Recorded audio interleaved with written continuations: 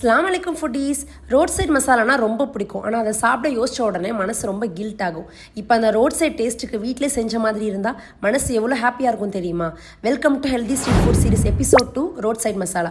வாங்க எப்படி பண்ணுறதுன்னு வீடியோக்குள்ளே போகலாம். பட்டாணியை நல்லா ஊற வச்சு அதை குக்கரில் ட்ரான்ஸ்ஃபர் பண்ணிவிட்டு அதோட உருளைக்கிழங்கு உப்பு தேவையான அளவு தண்ணி எல்லாத்தையும் ஆட் பண்ணி நல்லா வேக வச்சுட்டு மேஷ் பண்ணி எடுத்துக்கோங்க. ஒரு பேன் எடுத்து அதில் வெங்காயத்தை ஆட் பண்ணி நல்லா வதக்கிட்டு அதோட பூண்டு, இஞ்சி, மிளகாய், தக்காளி எல்லாத்தையும் போட்டு நல்லா வதக்கிக்கோங்க.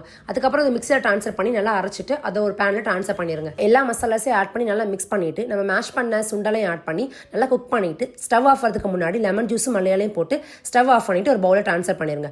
அசம்பிள் பண்ணலாமா? ஒரு பிளேட்டில் வறுத்த கான் ஆட் பண்ணிக்கோங்க.